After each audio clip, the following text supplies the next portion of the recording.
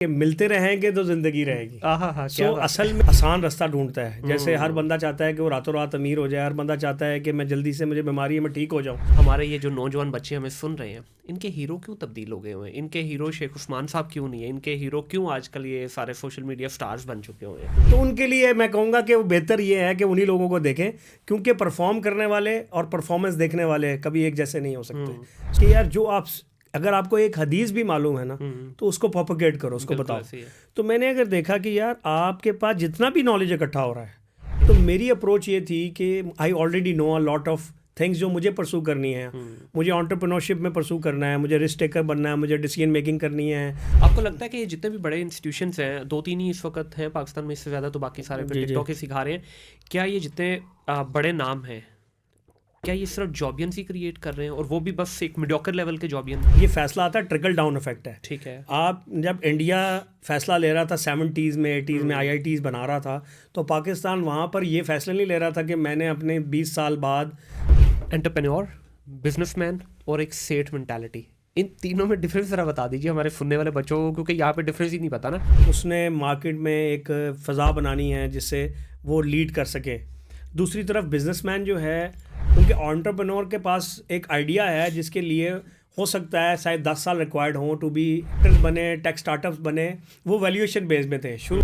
Young बच्चे के ऊपर एतमाद नहीं करेगा तो सर एंटरप्रेन्योर तो हमने वैसे ही ख़त्म कर दिया ना, जड़ से ही काट दिया। वो तो पौधा ही हमने बीज लगाया, जैसे वो उसकी कोंपल फूटने लगती है हम उसको काट देते। दे आर एजुकेटेड, उन्होंने उनको पढ़ाया है, they went to broad, they learn different systems, ecosystem study किए हैं। आज उन्हीं के बच्चे जो हैं, जब आपके पास बहुत अच्छे हालात होते हैं ना, तो लोग लैग हो जाते हैं, लोग प्रोक्रेस्टिनेशन इख्तियार कर लेते हैं, लोग वीक हो जाते हैं। वो अपना बिजनेस एक्यूमेन किस तरह से बिल्ड करे? क्या ये बिल्ड किया भी जा सकता है, या बस ये चिप लगी लगाई आपको पीछे से ही आती है और उसी चिप के थ्रू ही आपने चलना है? क्योंकि हमारा तो मशहूर है ना, वो ये है कि अगर आप कामयाब बिजनेसमैन बनना चाहते हैं, कामयाब एंटरप्रेन्योर बनना चाहते हैं, तो अपने लाइफस्टाइल को अपने बिजनेस के मुताबिक डाल दो।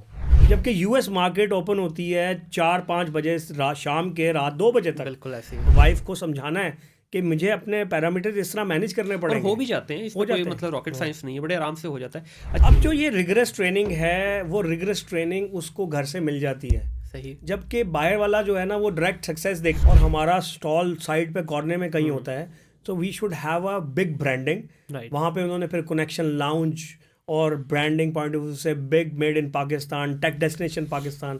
पॉलिटिकल स्टेबिलिटी नहीं होती। पॉलिटिकल स्टेबिलिटी क्यों नहीं होती? कि आपकी सेफ्टी, पीस, ये वाले मसले मसाइल हैं। लेकिन उस वाले में पेमेंट क्यों नहीं हो रही? मतलब देखिए, अब मैं जो यूज़ कर रहा हूँ, अगर मैं 10 यूनिट यूज़ किए हैं, क्या कभी ऐसा हुआ है कि गवर्नमेंट ने कहा चल मेरा पुत्र तू 4 यूनिट के पैसे दे दे, बाकी तेनू फ्री?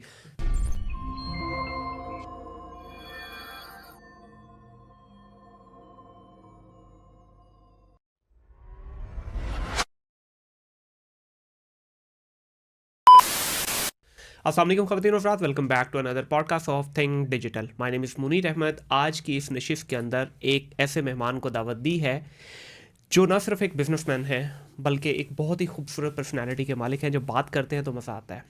ऑफ कैमरा हम काफ़ी डिस्कशन हुई, ऑफ कैमरा हम बात कर रहे थे कि इस प्रोग्राम को, इस पॉडकास्ट को हम एक यादगार पॉडकास्ट बनाना चाहते हैं, क्योंकि हम दोनों की डोमेन मोर और लेस सेम ही है। डोमेन के साथ साथ इनकी ख्वाहिश ये है कि जो पाकिस्तान के जितने यंग बच्चे हैं जो एंटरप्रेन्योरशिप की तरफ जाना चाहते हैं, उनके लिए एक रोड मैप बना के दिया जाए इस पॉडकास्ट के थ्रू। उन बच्चों के लिए एक मशले राह बनना चाहते हैं।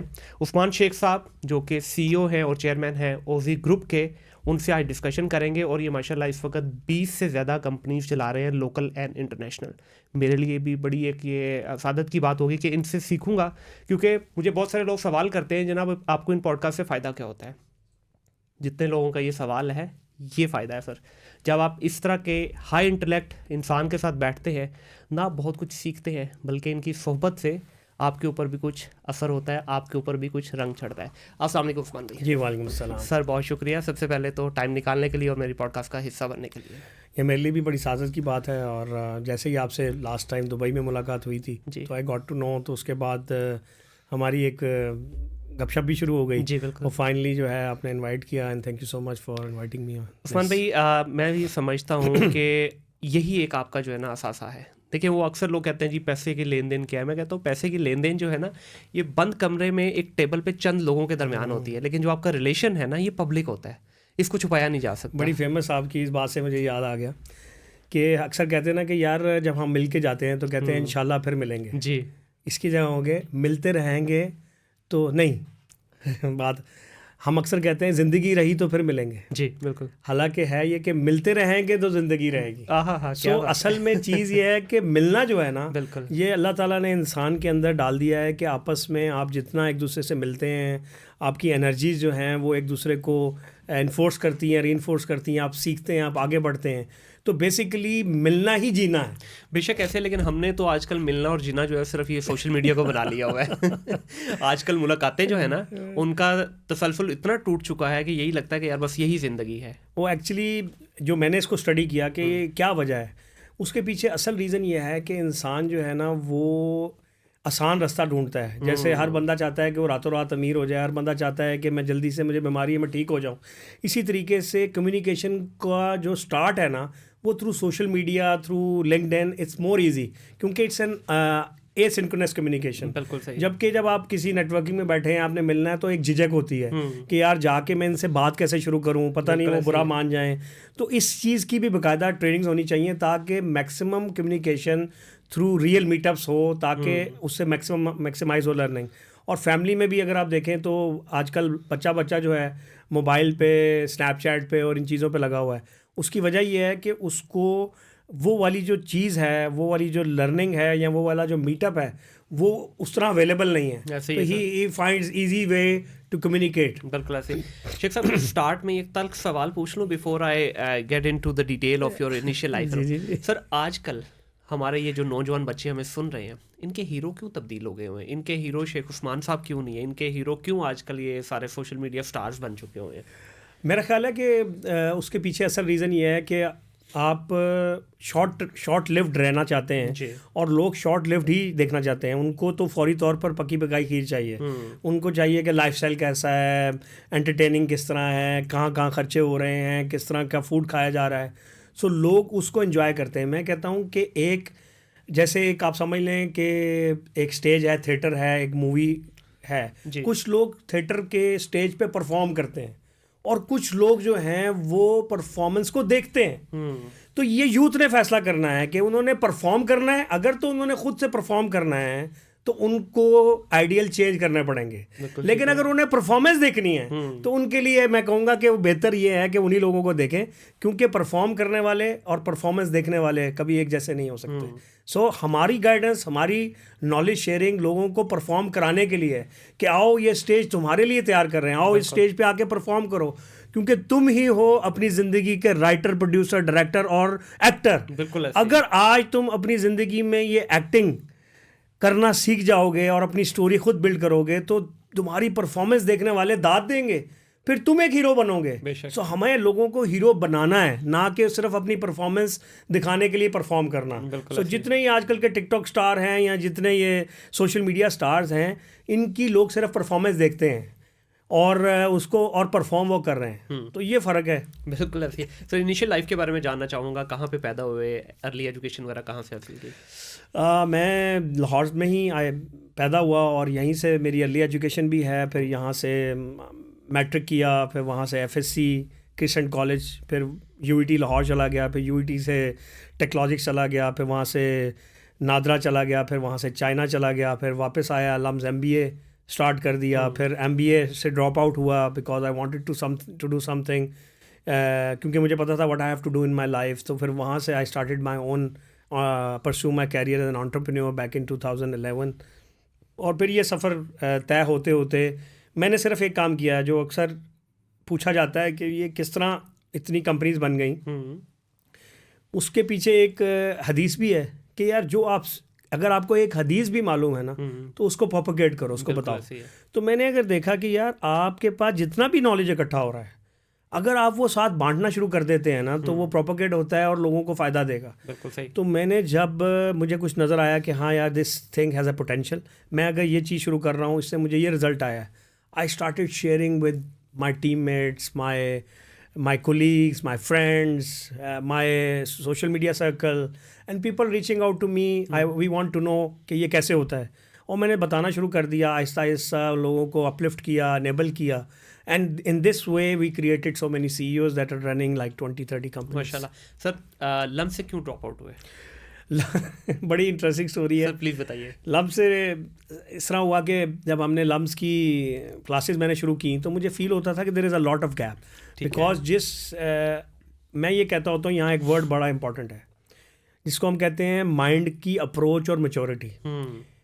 अक्सर लोग आपकी अप्रोच सही होती है लेकिन उस तक पहुँचने में 10-10 साल ले जाते हैं। बिल्कुल ऐसे। तो मेरी अप्रोच ये थी कि I already know a lot of things जो मुझे परसू करनी है।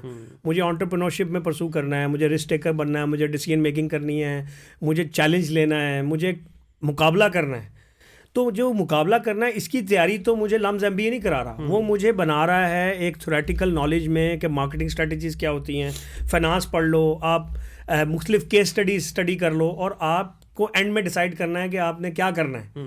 जबकि आई न्यू ऑलरेडी कि मुझे ये सीखना आना है। ठीक है। अगर तो मैंने सीखने आना होता फाइनेंस को बहुत डीपली, या मैंने मार्केटिंग को, या मैंने सप्लाई चेन को, या और जो MBA में बिजनेस एडमिनिस्ट्रेशन के सब्जेक्ट्स पढ़ाते हैं, बट मुझे सीखना था एंटरप्रेन्योरशिप। तो आप ये कह रहे हैं कि ये मिसिंग है फैक्टर? ये मिसिंग है, ये पूरी दुनिया में मिस है, क्योंकि एंटरप्रेन्योरशिप पढ़ाई नहीं जा सकती, ये हमेशा कूद के मैदान में ही सिखाई जा सकती है। ठीक है। मैं अक्सर इसकी मिसाल देता हूँ कि अगर आपने स्विमिंग सीखनी है और अगर आप लेसन्स लेते जाएं डेली स्विमिंग के और आप एक्चुअली ना कूदें पूल में, तो आपको नहीं पता लगेगा स्विमिंग कैसे करते हैं। सेम वे में अगर लम्स ने या किसी भी इंस्टीट्यूशन ने MBA के बिजनेस एंटरप्रेन्योरशिप पढ़ानी है, उसके लिए ज़रूरी है कि वो साथ में लाजमी कोई ना कोई उसका स्टार्टअप बनवाएं, वो स्टार्टअप चलवाएं, उसको सक्सेस में क्रिएट करें। देन आई कैन से कि it is an entrepreneurship subject. आपको लगता है कि ये जितने भी बड़े इंस्टीट्यूशंस हैं, 2-3 ही इस वक्त हैं पाकिस्तान में, इससे ज़्यादा तो बाकी सारे टिकटॉक ही सिखा रहे हैं, क्या ये जितने बड़े नाम हैं, क्या ये सिर्फ जॉबियंस ही क्रिएट कर रहे हैं और वो भी बस एक मीडियोकर लेवल के जॉबियंस? नहीं, इंटरेस्टिंगली जितने भी इदारे हैं ये जॉब्स तो क्रिएट करवा रहे हैं, लेकिन सिर्फ मीडियोकर लेवल जॉब्स नहीं। ठीक है। लम से मेरे निकलने वाले दोस्त, UET से निकलने वाले दोस्त बाहर, वो माशाल्लाह इस वक्त बड़ी टॉप की डिफरेंट जो आपकी FMCGs हैं, आपके टेलीकॉम के रिस्पेक्ट, दुनिया की कोई 500 फॉर्चून जो कंपनीज हैं उनमें से किसी एक में आपका लम्स का या किसी IBA का या किसी भी इंस्टीट्यूशन का कोई CEO लगा है तो मुझे प्लीज़ बताइए, मेरे भी नॉलेज में मुझे ये पता है कि KFC का जो ओवरऑल पूरा चेन है उसके जो CEO हैं वो पाकिस्तानी हैं। ठीक है। जो पूरी ग्रुप है KFC, अब आई डोंट नो IBA से शायद पढ़े हैं या कहाँ से, I don't know the institution name, but ये ज़रूर है कि पाकिस्तान में जो ये इदारे पढ़ा रहे हैं, मैं if I can say proudly, LUMS is one of the best institute, because वहाँ पर जो मैथडोलॉजी ऑफ लर्निंग है इज़ वेरी गुड। वहाँ से आप देखें, UET में जाते थे आपको खुद पढ़ना होता था, आप किसी भी स्कूल में जाते हैं वहाँ आपको खुद पढ़ना है। लम्स एक ऐसा इदारा है जो मुझे फोर्स करता था पढ़ने पे, and that is what I got that view in my mind कि यार आपने लोगों से काम करवाना है ना, तो काम करवाने की आपके पास वे होना चाहिए बिजनेस में। सो वो मैंने लम से पिक किया। तो सर इंडिया के अंदर ऐसा क्या हो रहा है, ये कौन सी खुराक खिलाई जा रही है कि जो दुनिया की बड़ी बड़ी कंपनीज के सारे टॉप टू बॉटम आप देख लें सारी मैनेजमेंट इंडियंस है इस वक्त, वहाँ क्या किया जा रहा है? इसके पीछे और पाकिस्तान में ये वाला गैप इतना नहीं था। ये गैप देखें, ये फैसला आता है, ट्रिकल डाउन इफेक्ट है। ठीक है। आप जब इंडिया फैसला ले रहा था 70s में 80s में IITs बना रहा था, तो पाकिस्तान वहाँ पर ये फैसला नहीं ले रहा था कि मैंने अपने 20 साल बाद 30 साल बाद ये मैं देखना चाहता हूँ अपने मुल्क को कि वो IT का हब हो। ठीक है। इंडिया ने वो इन्विजन 70s में 80s में कर लिया था। पाकिस्तान ने वो इन्विजन शायद 10 साल पहले भी नहीं किया, 5 साल पहले करना शुरू किया है। अगर आप एक चीज़ को एनविजन ही नहीं कर रहे तो आप अपनी उस तरह की डायरेक्शन नहीं लेंगे, उस तरह का एनवायरनमेंट क्रिएट नहीं करेंगे, उस तरह का टारगेट अचीव नहीं हो सकता।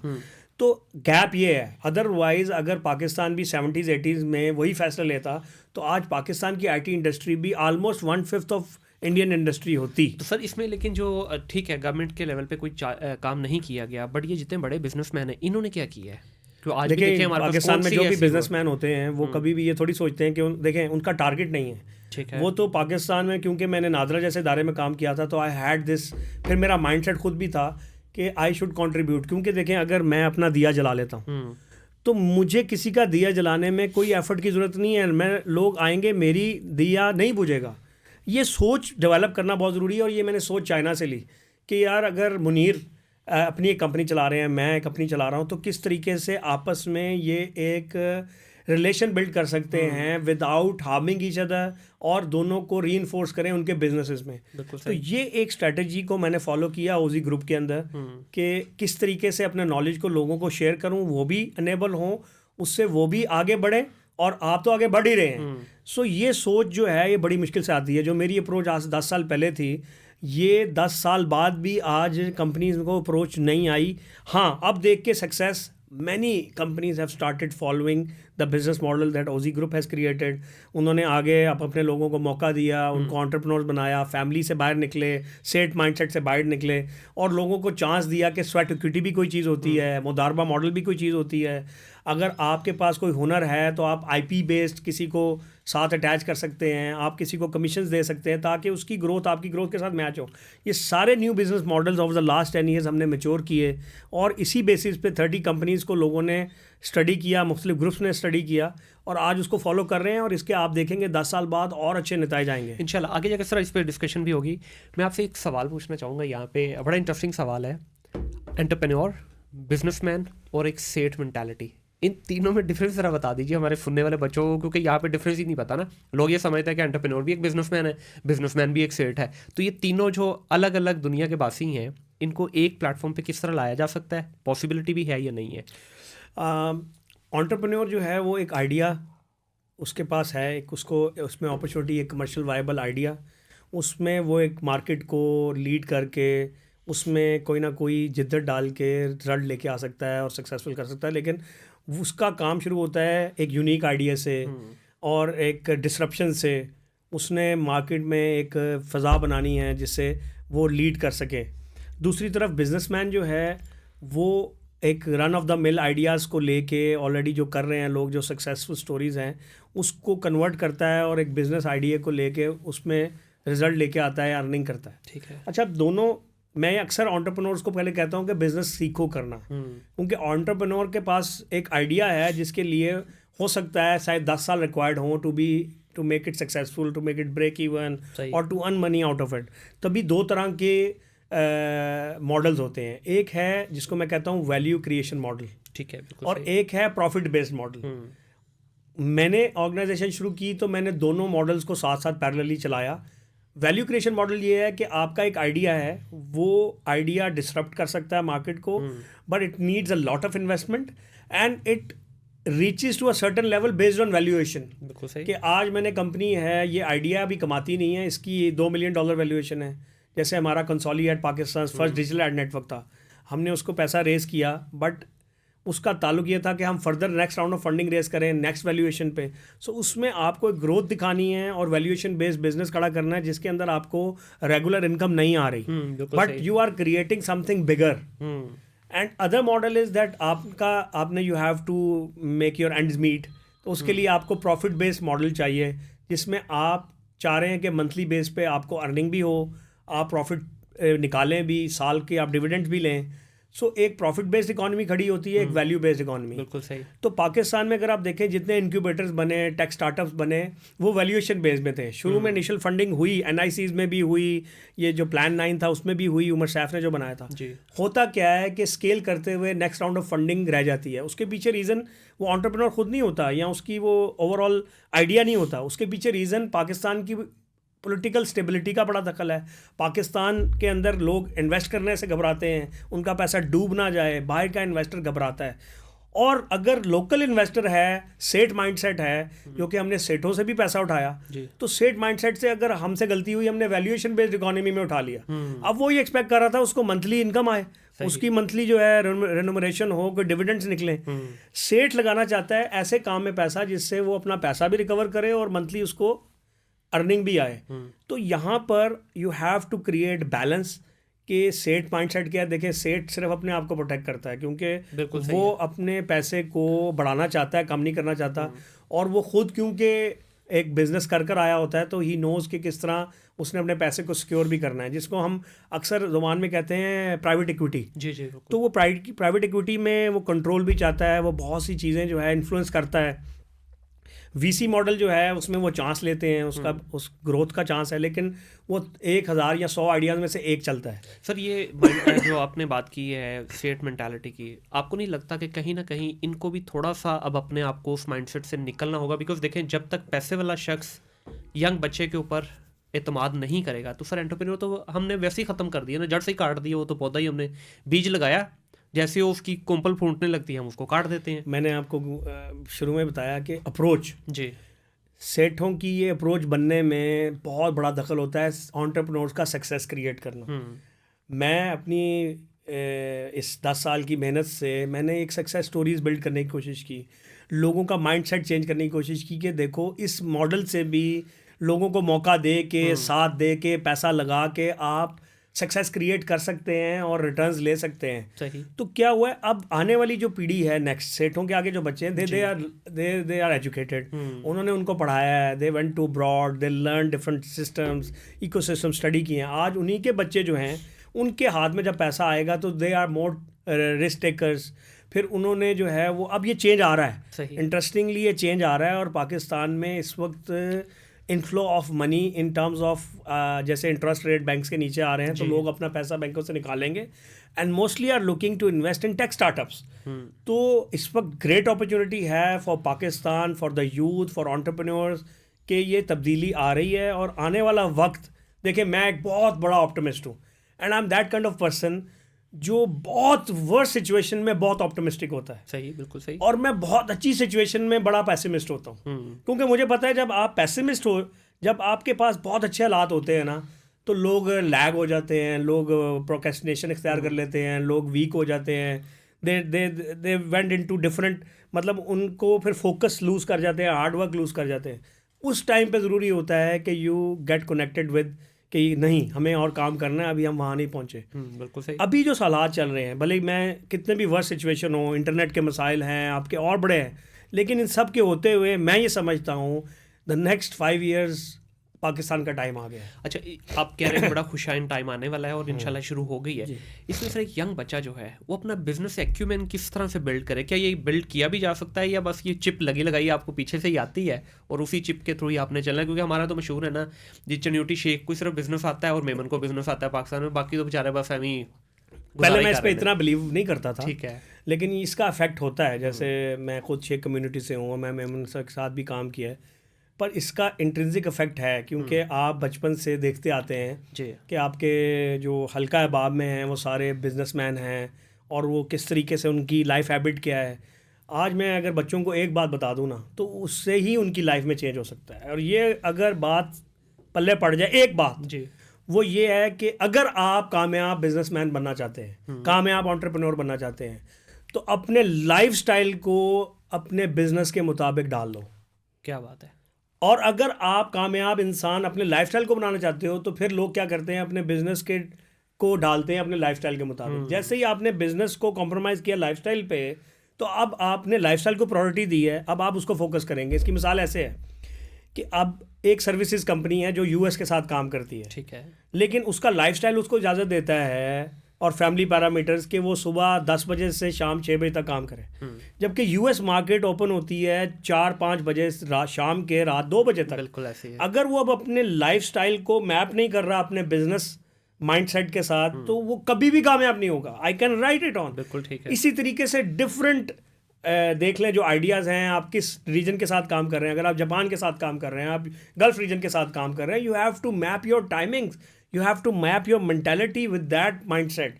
अपने कल्चर, अपने लाइफस्टाइल को आपको उसके मुताबिक ढालना है, अपने फैमिली लाइफस्टाइल को भी, अपने ओवरऑल सबको, रिश्तेदारों को, वाइफ को समझाना है कि मुझे अपने पैरामीटर इस तरह मैनेज करने पड़ेंगे। और हो भी जाते हैं, इसमें कोई मतलब रॉकेट साइंस नहीं है, बड़े आराम से हो जाता है। अच्छा, इसमें जिस तरह आपने बात की कि शेहों के बच्चे बचपन से देखते हैं ये मेमन्स के, लेकिन सर जितना मैंने, मतलब मेरे भी कुछ दोस्त हैं जिनके साथ मैंने बड़ी डिटेल में गुफ्तगू की, उनका कहना ये है कि यार आप लोगों को लगता है कि हम बॉर्न बिजनेसमैन है कहते हैं, लेकिन हमारी इतने रिग्रेस किस्म की ट्रेनिंग होती है, 1-1 साल 1.5 साल हम लोगों को लेबर के साथ जो है ना पूरे धक्के खाने पड़ते हैं, उसके बाद ये जो रिफाइनमेंट आती है हमारे में, उसके बाद आती है। बिल्कुल ट्रू है। उसकी वजह यही है ना कि जो बंदा उस रास्ते से गुजरा हुआ है वही बता सकता है ना कि कैसे बच्चे को ट्रेन करना है। बिल्कुल सही। तो मैं ये कहता हूँ कि जितना भी एंटरप्रेन्योर या जो यूथ है या जो कारोबार करना चाहती है या इवन कोई भी आइडिया के ऊपर एग्जीक्यूट करना चाहती है, उसके लाइफ में कुछ एम्बिशंस हैं जी, उसके मुताबिक उसको ट्रेनर चाहिए, सही, उसको ट्रेनिंग लेनी है। और ट्रेनर बताता है कि बेटा आज आपने जो है ना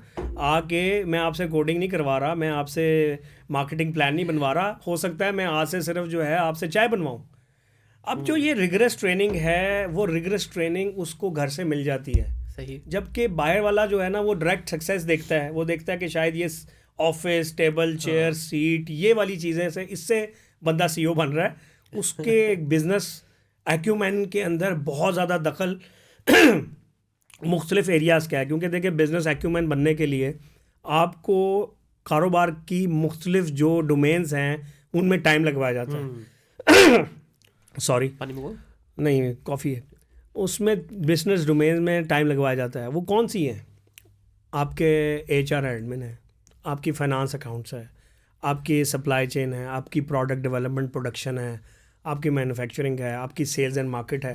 अब जो बच्चा है उसको ट्रेन किया जा रहा है इन सारे शोबों में, उसको बताया जा रहा है कि यहाँ पर ये होगा, यहाँ पर ये वो उधर से अब बिल्डअप हो रहा है। सही, जबकि दूसरी तरफ एक बच्चे को जो कि इस फैमिली से बिलोंग नहीं करता या इस ओवरऑल इकोसिस्टम में नहीं है, उसको पता ही नहीं है स्टेप्स क्या लेने हैं। बिल्कुल सही, उसके लिए गाइडेंस की, और यही चीज़ मैंने जब मैं खुद इन चीज़ों से गुजरा था तो फिर मैंने फ़ैसला किया कि यार मैं अगर अपने दोस्तों को इन रास्तों से गुजार दूँ और इनकी यही मॉडल की ट्रेनिंग कर दूँ तो they will be successful people.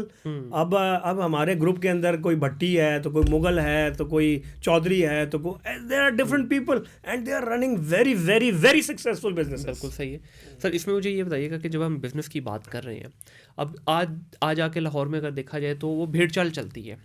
पहले एक आइसक्रीम पार्लर पकड़े लोगों ने, 5000 आइसक्रीम पार्लर लाहौर में खोल दिए, फिर जी बर्गर पकड़े वो खोल दिए। अब जो भी आइडिया आ रहा है, जितनी मर्जी उसमें इनोवेशन है, खाने के इर्द गिर्द ही क्यों घूम रहा है पूरा लाहौर इस वक्त। मैं खासतौर पे लाहौर की बात करूंगा, क्या हमें कोई यूनिक आइडिया ही नहीं आ रहा, कोई ऐसा हम बिजनेस मॉडल यहाँ पे लाना ही नहीं चाह रहे कि जिसके अंदर नजर आए कि ये टेक्नोलॉजी है, इनोवेशन है। देखिए मैं मजे की बताऊँ कि जिन्हों दे कारदाने उन्होंने कमले भी सियाने। सब बात ये है कि जो चीज़ भी सक्सेस क्रिएट कर देगी ना, whether it's a food business, it's a parlour, it's ice cream, it's IT, it's कपड़ा बिजनेस, जो भी सक्सेस क्रिएट करेगी लोग उसकी तरफ ही भागेंगे। इसीलिए मैंने अपने टेक्सटाइल बिजनेस को छोड़कर IT को फोकस किया, क्योंकि मैं खुद IT पढ़ा था। बिल्कुल सही। तो मैंने कहा कि अगर I will be able to make it successful, जितनी यूथ है वो IT को करेगी। और हुआ अल्हम्दुलिल्लाह। मेरे जितने फैमिली नेटवर्क के अंदर दूर दराज जितने आगे बच्चे हैं, उनके आगे फैमिलीज हैं, वो सारे पता लगता है कि वो IT के अंदर काम कर रहे हैं या IT पढ़ रहे हैं, और वो एक माहौल बन रहा है। लेकिन देखें अब IT जो है ना, AI जो है, वो हर बिजनेस में इन्वॉल्व हो गई है। बिल्कुल सही। So whether its food chain business, मज़े की बात यह है कि जो लोग भी अब काम कर रहे हैं ना फूड का, वो डिफरेंट माइंडसेट से कर रहे हैं। दे आर नॉट फोकसिंग कि उन्होंने एक ओपन कर लिया है। दे हैव अ प्लान कि हमने इसकी फ्रेंचाइज बिल्ड करनी है, हमने इसको KFC की तरह, हमने मैकडोनल्ड की तरह दुनिया की चेन बनाना है। ये डिफरेंस जो है ना, एक्चुअली दिस इज़ रिक्वायर्ड। देखिए 3 फेजेस होते हैं। One is the testing phase, जो आप बिजनेस में स्टार्ट करते हैं, टेस्ट करते हैं, R&D करते हैं, रास्ता ढूंढते हैं। Second is the optimization phase. Third is the scale phase. 90% companies अगर 2 ये पार भी कर जाएं और ऑप्टिमाइज हो जाएं, तो स्केल करना एक हार्डेस्ट चैलेंज होता है। और ऑर्गेनाइजेशंस जो हैं वो ग्रो तभी करती हैं जब वो स्केल को अचीव कर सकती हैं। तो इसमें उस्मान भी आपको लगता है कि एज ए नेशन हम इसमें बहुत पीछे। मैं इसको लेता हूँ ब्रांडिंग पॉइंट ऑफ व्यू से। अब आप देखें कि मैं इसकी अक्सर मिसाल देता हूँ कि आप क्रॉस बॉर्डर हम कोई भी इंडिया का ब्रांड उठा के देख लें सर, वो एक छोटे से कमरे में चीज़ खोलेंगे, उसकी मार्केट ऐसे करेंगे जैसे पूरा शहर बसा दी है। हम पूरा शहर बसा के उसकी मार्केटिंग ऐसे करेंगे जैसे छोटा सा कमरा है। तो क्या हम as a country, as a nation, हमारा वो माइंडसेट ही नहीं है ब्रांडिंग वाला, या हम वो स्केल ही नहीं कर पाते? वजह क्या है? अगर आप देखें तो पिछले 5 साल के अंदर इसमें बड़ा काम हुआ। पाशा जो पाकिस्तान सॉफ्टवेयर एसोसिएशन है, वो काफ़ी ग्रो हुई, काफ़ी स्ट्रेंथन हुई। जो लास्ट 2-3 चेयरमैन गुजरे, और अभी करंट CEC में ओजी ग्रुप से जो है हमारे रहील इकबाल साहब जो हैं वाइस चेयरमैन हैं, और Sajjad Syed, he is doing excellent work. उससे पहले जो एक्स चेयरमैन थे, उन्होंने फोकस इस चीज़ का किया कि यार हम जाइटेक्स में जाते हैं जी, और हमारा स्टॉल साइड पे कॉर्नर में कहीं होता है, तो we should have a big branding. वहाँ पे उन्होंने फिर कनेक्शन लाउंज और ब्रांडिंग पॉइंट ऑफ व्यू से big made in Pakistan, tech destination Pakistan, P7 ने इसके अंदर बड़ा अच्छा काम किया है। कर लूं बात? सो मैं आपको बताऊं कि लास्ट 6 ईयर्स 5 ईयर्स से बहुत बेहतरी आई है। मैं ये नहीं कहता कि we are there yet, but things are changing, लेकिन लेट्स बी वेरी ऑप्टिमिस्टिक। अच्छा, मैं कहूँगा कि हम फोकस ना करें कि गलतियाँ जो हो रही हैं, देखें जब आपने रास्ता पकड़ लिया ना, अब गलतियाँ होंगी लेकिन ये इम्प्रूव होती जाएंगी, आगे से आगे बेहतरी आएगी। मैच्योरिटी में क्यों नहीं जा रहे उस्मान भाई? मैं अभी इस दफ़ा 5 दिन में उसका 5 दिन का पास लेके 5 दिन मेरा ख्याल है मेरे को कुछ नहीं तो 20-25 किलोमीटर मैंने अंदर छाना है, क्योंकि पूरा जो हॉल है ना जाइटेक्स वाला, ये पूरा जो वो एग्जीबिशन सेंटर, उसकी एक एक चप्पा में 10 साल वहाँ पे घूमता रहा हूँ। मैं इस दफ़ा 5 दिन वहाँ पे रहा हूँ, बड़ा रिलीजियसली मैं पूरी एग्जीबिशन को देखा है। सर, जो सबसे मायूसी वाली चीज़ है ना, पता नहीं कहना चाहिए या नहीं, जो आप कनेक्शन उसकी लॉन्च की बात कर रहे हैं, मैं वहाँ पे गया, मुझे पहले लगा कि यार शायद यही पाकिस्तान पवेलियन, एक सिंगल बंदा वहाँ पे नहीं। मुझे एक इजिप्शियन मिला, उसने कहा नोबडी इज हियर। कोई बंदा वहाँ पे एंटरटेन करने के लिए नहीं था, खाली वाइट कलर के बड़ा खूबसूरत सेटअप बना के कुर्सियाँ लगाई, एक बंदा वहाँ पे एक नहीं था। उसके बाद पता चला जी हमारा जो मेन जो पैसेज कॉरिडोर है उसमें हमारा वो लगा हुआ है। अब बड़ी बड़ी कंपनीज़ के वहाँ पे मैक्सिमम मेरे ख्याल 4x5 के स्टॉल लगाए हुए, और वहाँ पे भी बोल दूं मैं वो बात? जी बोले। मैक्सिमम बच्चा, कसम वाली बात है, पूंडी करने आया हुआ था वहाँ पे। मतलब ये हमारी माइंडसेट है, ये आईटी कंपनी की। शर्म आ रही थी मुझे ये देख के, बल्कि मेरे साथ मेरा कज़न था, उसने कहा मुनीर भाई ये देखें ज़रा, ये बच्चियाँ ताड़ रहे हैं यहाँ पे खड़े होके, देखें हमें ये ट्रेनिंग करनी पड़ेगी, हमारे सीईओज को बिल्कुल लग रहा है, देखें ना, हमारे सीईओज को सर ये चीज़ सिखानी पड़ेगी अपने बच्चे को कि अगर आप उसको दुबई लेके जा रहे हो, उसको बताएं कि what is Dubai, it's just not a city, ये एक इंटरनेशनल मार्केट है सर, जहाँ पे यू गोटा compete with rest of the world. वहाँ एक डिफरेंट माइंडसेट आता है। इंडियन आते हैं, उनकी मेच्योरिटी देखें सर, नज़र आती है आपको। इजिप्शियन जिनको हम समझते हैं गधे हैं, उनकी मेच्योरिटी नज़र आती है आपको। मुनीर, अगर आप देखें तो आज से 5 साल पहले ये चीज़ भी नहीं हो रही थी। हाँ बिल्कुल ऐसे ही है, ये तो मानते हैं ना? बिल्कुल ऐसे ही है। तो अगर आज से 5 साल पहले जो चीज़ नहीं हो रही थी, आज हम इस स्टेज पे पहुंच गए। मैं एक बात का तो एक्सेप्ट करने को तैयार हूँ कि जो काम हम 10 साल में जाके अचीव करेंगे, why not in 1 year, why not in 2 year, and that requires training, that requires unification of all the departments to work as one single beautiful machinery. Exactly. But वो सारा आपको पता है पाकिस्तानी जैसे हालात में, जहाँ पे 2 जमातें इकट्ठे बैठने में एक दूसरे की सीट का मसला आ जाता है और हार्मनी आपको नज़र नहीं आती, वहाँ कैसे एकदम चेंज आ जाए। But things are moving positively, step by step. देखें, जो बच्चा पहली दफ़ा दुबई जा रहा है, एक दफ़ा उसको कल्चरल शॉक तो लगेगा। जो मुख्तलिफ मुल्कों में जा रहा है, यूरोप, US, तो पहले दिन या पहली दफ़ा जाते हुए तो ये सोचेगा कि मैं वहाँ पर चलो ट्रैवल कर लूँगा, ट्रिप करूँगा, बिजनेस उसके बाद का फोकस होगा।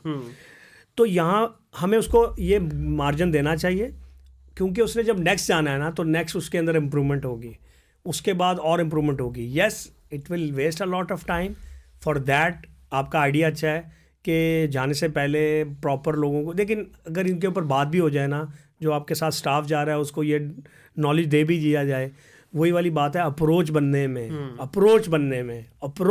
में टाइम लगता। 3 चीज़ें हैं जिन चीज़ों से मैं समझता हूँ कि short term, mid term, long term address होते हैं। अगर आप चाहते हैं प्रॉस्पेरिटी आए, उससे पहले आपकी safety, peace and political stability, economy की ग्रोथ रिक्वायर्ड है।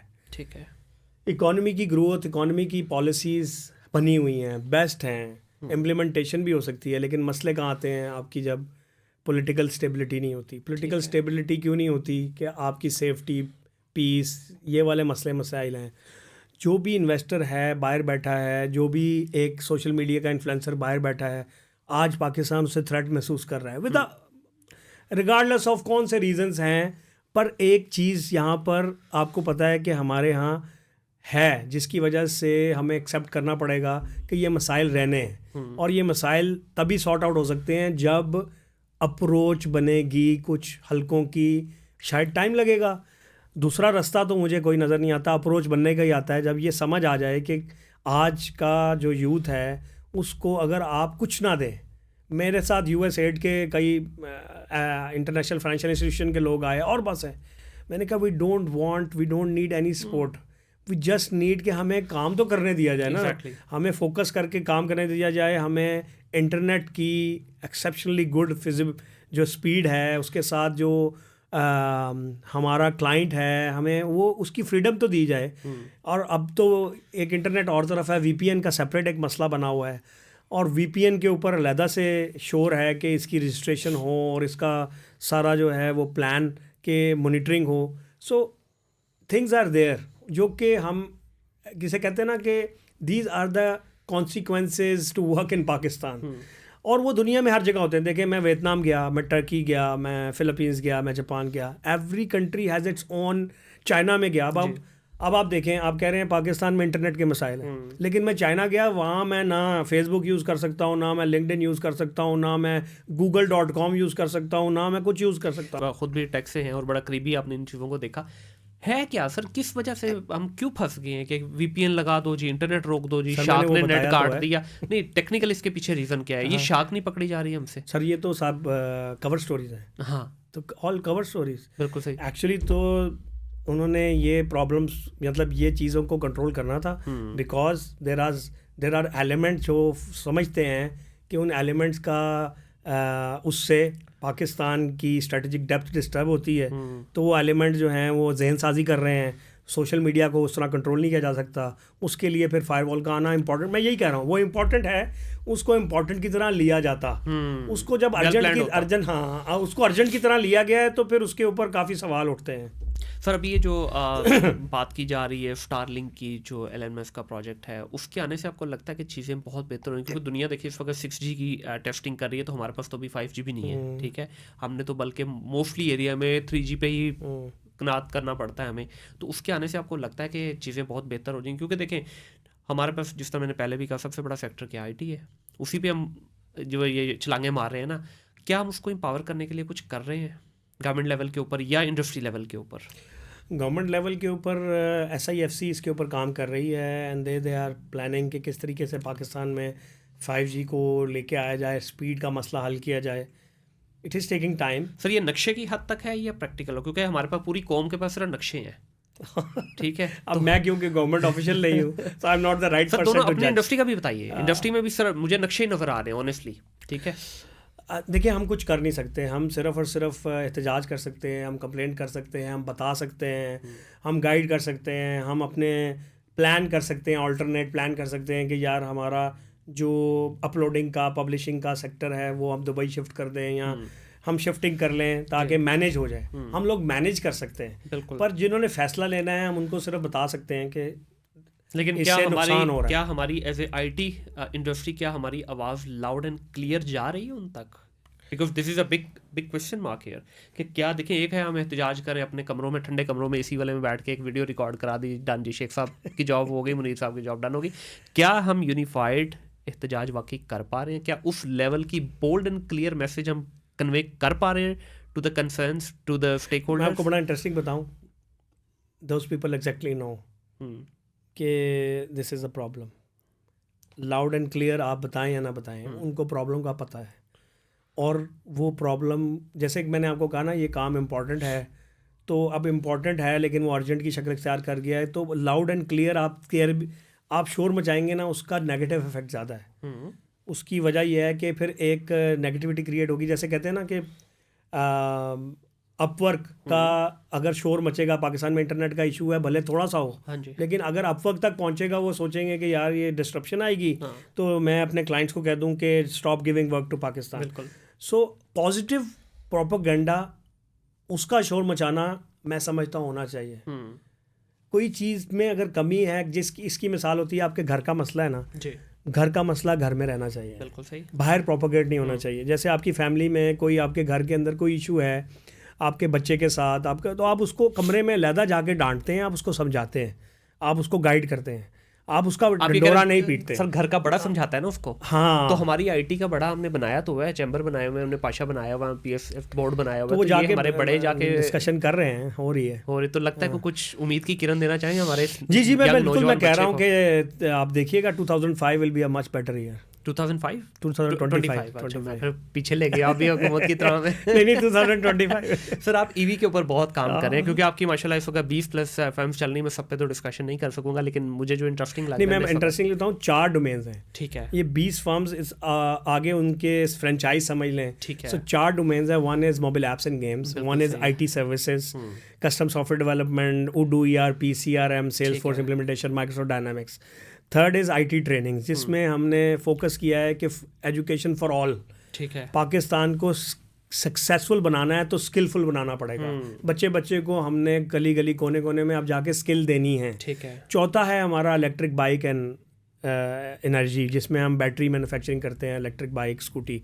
तो ये 4 डोमेन्स हैं। इसी पे पहले इन मैं बात 4 डोमेन्स के नीचे फिर सब कंपनीज हैं, फ्रेंचाइज कह लें, जिसकी बेसिस पे ये 20 कंपनीज बनी हैं। बिल्कुल। सबसे पहले मैं ईवी पे ही बात करना चाहूँगा। इस वक्त वर्ल्ड वाइड जो है ईवी के ऊपर बहुत काम किया जा रहा है और इसकी बस भी काफ़ी क्रिएट हुई है और लोगों को बड़ा इससे फ़ायदा भी हो रहा है। डेफिनेटली जहाँ हमारी पेट्रोल प्राइसेस बढ़ रही हैं, वो बाकी सारे मामलात हो रहे हैं, तो वहाँ पे ईवी ने एक थोड़ा सा ठंडा सांस दिया है आवाम को।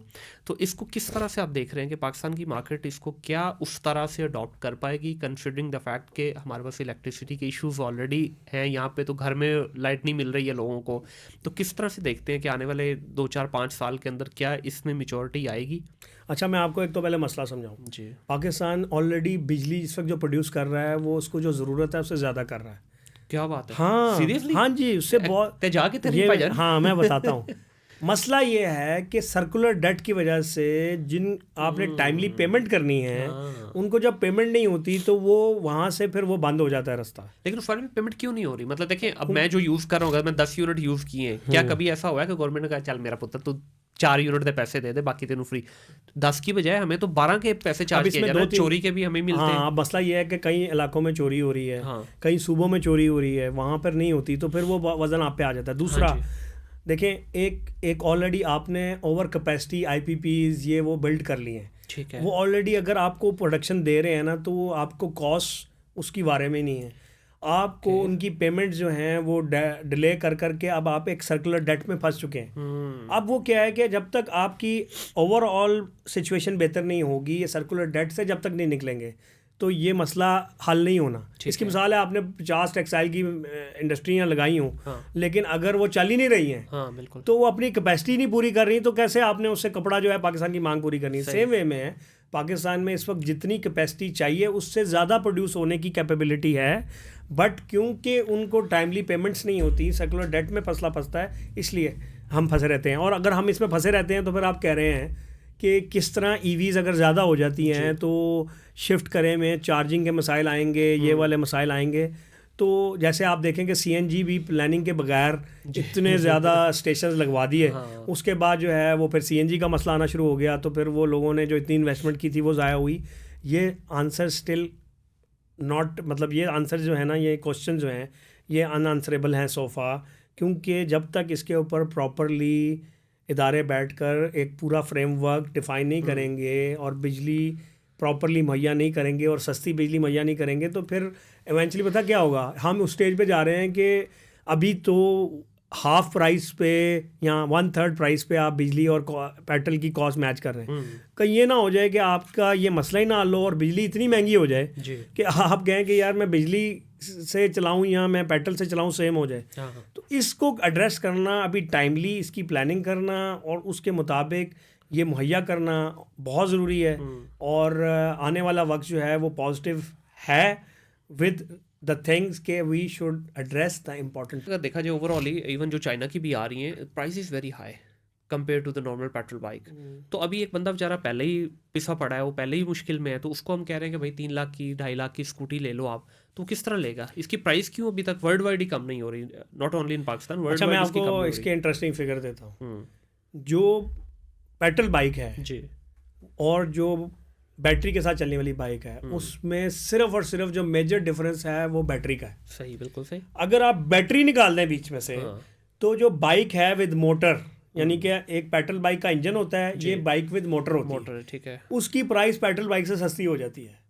अगर 3 लाख की बाइक है तो 1.5 लाख की उसमें बैटरी है। ओ, मेजर कॉस्ट बैटरी की है। उसके लिए जो है ना, हम लोग काम कर रहे हैं और गवर्नमेंट के साथ मिलके भी ये प्लान है कि किसी तरीके से लोग सिर्फ जो है वो बाइक विद मोटर ऑन करें, बैटरी ऑन ना करें। ठीक है।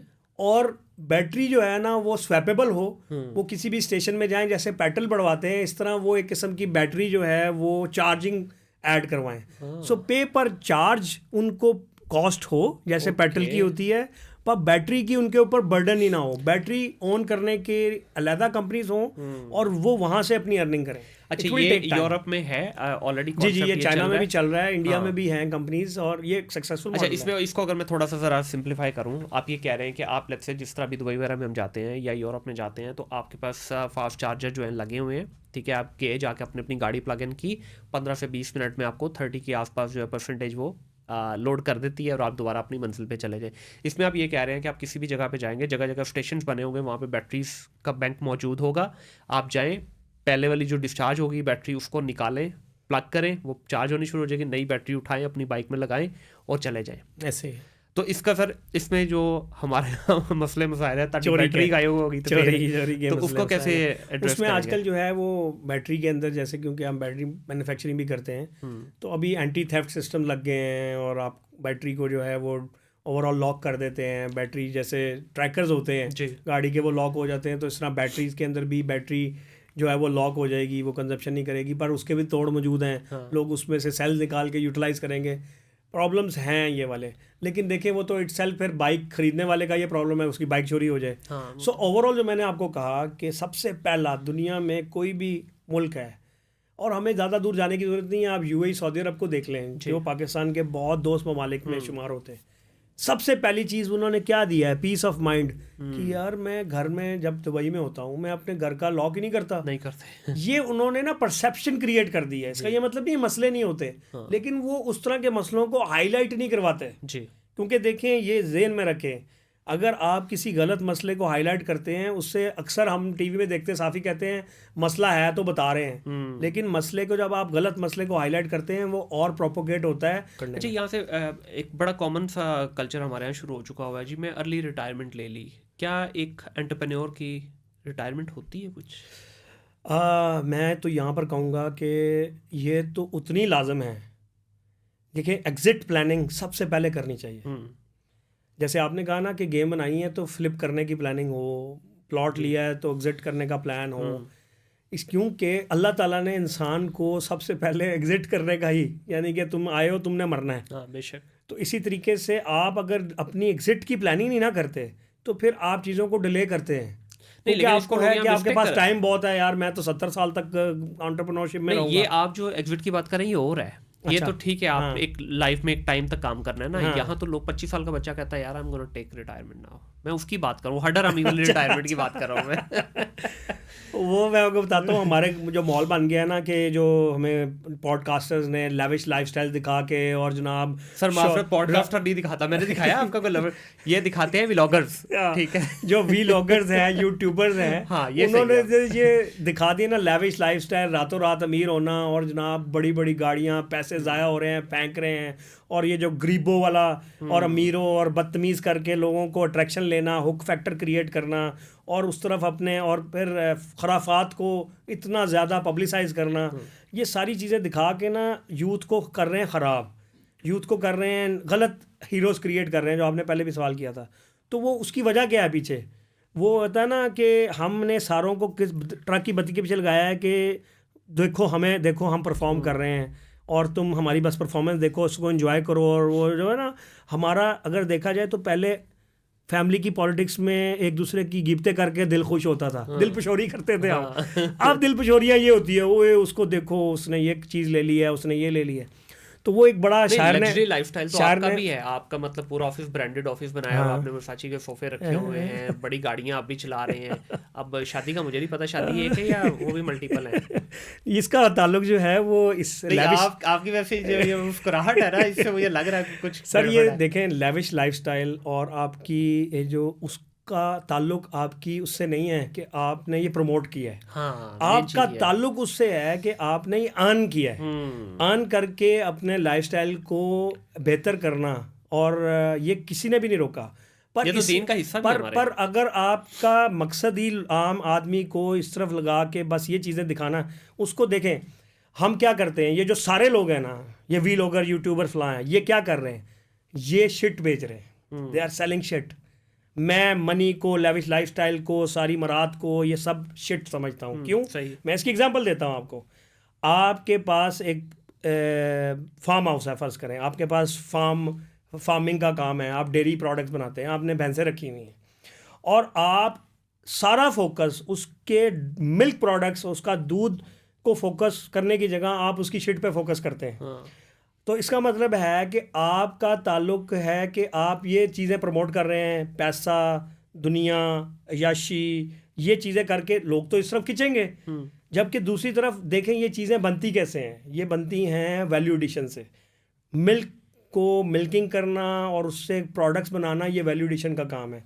इसमें चैलेंज आता है, इसमें कंपटीशन आता है, इसमें अवेयरनेस आती है, इसमें जो है हार्ड वर्क आती है, इसमें स्मार्ट वर्क आती है। जब ये चीज़ें आप अचीव करते हैं तो उसकी बेसिस पे आपको एक अचीवमेंट मिलती है, उस अचीवमेंट का रिवॉर्ड होता है। वो रिवॉर्ड जो मिलता है ना, वो एक्चुअली ये सारी चीज़ें हैं जो मिलनी है। अगर एक भैंस दूध दे रही है तो वो बाकी चीज़ें भी देगी, लेकिन आपका सारा फोकस उस तरफ है।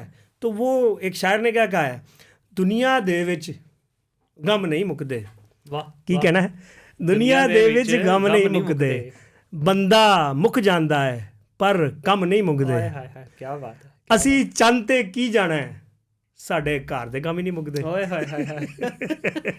तो असल में ना हम फंसे हुए हैं कि हमारे घर के काम खत्म हो, वो आप घर में फ़ोन कर ले तो दही ले आए, चाय ले आए, बोतल ले आए, फला ले आए, ये ले आए, पेपर। सो इंसान जो है वो बड़े काम तभी कर सकता है जब उसका डायरेक्शन सही राह पे डाली जाए, उसको सही मेंटोर्स दिखाए जाएं, सही हीरोज़ क्रिएट किए जाएं। और इन सब को मतलब देखें, जहाँ पर हमारी इतनी इंस्टीट्यूशंस इंटरनेट पे बैन लगा रहे हैं, ये सारे व्लॉगर्स पे बैन लगना चाहिए। सर बैन ये खराब कर रहे हैं कौम को। भाईजान इस वक्त तो आपकी गवर्नमेंट उनको बुला के, मैं वही कह रहा हूँ, हीरोज तब्दील कर लिए ना, बजाय इसके कि उस्मान शेख साहब को बुलाया जाए और पूछा जाए एक पोडियम पे कि जनाब ये किस तरह 20 कंपनियां खड़ी कर ली, हमारे बच्चों को भी बता दो। यहाँ व्लॉगर को बुलाया जा रहा है, उसको बुला के गवर्नमेंट की कैंपेन्स चलवाई जा रही हैं। ठीक है, तो ये तो हमारे हालात हैं कि संजीदगी का आलम ये है कि हम बात कर रहे हैं मसले हल करने का, संजीदगी इस लेवल तक पहुंच गई कि इनको बुलाया जा रहा है। एनीवे सर, बहुत मज़ा आया आपसे डिस्कशन करने का। मैं चाहूँगा, क्योंकि मुझे आपके शेर पढ़ने के अंदाज में ना बड़ा मज़ा आया है, मैं चाहूँगा कि इस पॉडकास्ट का अख्ताम जो है खूबसूरत शेर से किया जाए। वैसे तो बहुत से शेर हैं, लेकिन दिल के करीब हो, जो एक फौरी भी याद आ रहा है, वो ये है कि ज़िंदगी जो है ना वो एक सफ़र है बेशक, और इस सफ़र को हसीन बनाओ। वाह। उसको हसीन बनाने के लिए हर वक्त जुस्तजू में रहो, क्योंकि याद रखें जो अमल का एक कतरा नीयत के 1000 कतरों से बेहतर है। बिल्कुल। और जुस्तजू का एक कतरा अमल के 1000 कतरों से बेहतर है। क्योंकि जब आपने नियत की, उसके बाद अमल किया, उस अमल के बाद आपने जुस्तजू यानी कि R&D की, वो 1000 कतरों से बेहतर है। तो इसके ऊपर शायर ने कहा है, न जाने कौन है जिसकी तलाश में नासिर, न जाने कौन है जिसकी तलाश में नासिर, हर एक सांस मेरा अब सफ़र में रहता है। हाय हाय हाय, क्या बात है। बहुत शुक्रिया जी सर, बहुत शुक्रिया, मज़ा आया, बड़ी जामिया गुफ्तगू की आपने और मज़ा आया। ये देखिए, इससे पता चला है कि ये जो सफ़र है ना, एक स्टडी से स्ट्रगल से एंटरप्रेन्योरशिप से एक कामयाबी, और उसमें भी एक जुस्तजू मौजूद है। ये आज के हमारे नौजवान बच्चे के लिए सफ़र है, ये आज के नौजवान बच्चे के लिए एक सीख है। मेरे लिए इस कमरे में बैठ के ये सीख है कि भाई लाइफ को खूबसूरत बनाना है ना, तो खूबसूरत काम करने पड़ेंगे। बड़े किसी विजन को देखना है तो उसके लिए आज मेहनत करनी पड़ेगी। उस्मान भाई, बहुत शुक्रिया आपका। Thank you so much. आप लोगों का बहुत शुक्रिया जी। आपको आई होप इस पॉडकास्ट से कुछ ना कुछ ज़रूर ऐसा मिलेगा जो आपकी लाइफ की एक डायरेक्शन सेट कर देगा। ज़िंदगी में हम बहुत कुछ करते हैं, बहुत सारी चीज़ें सीखते हैं, बहुत सारी चीज़ें इंप्लीमेंट भी करते हैं, लेकिन कहीं ना कहीं हमारी लाइफ जो है वो अधूरी रहती है। हमारी ज़िंदगी में सिर्फ एक मेंटोर आता है आके, वो शायद हमें कुछ उस तरह से सिखाता तो नहीं है, लेकिन उसकी कही हुई कोई एक बात हमारे दिल में उतर जाती है और आप अपनी पटरी पे आ जाते हैं, और आपकी ट्रेन का जो रुख है वो उस सिमत में चल पड़ता है जहां आपको आपकी मंजिल मिलती है। आई होप कि आपको ये डिस्कशन पसंद आएगी। अपना ख्याल रखिएगा, अपने इर्द गिर्द के माहौल को साफ रखिएगा। टिल देन, अल्लाह हाफिज़।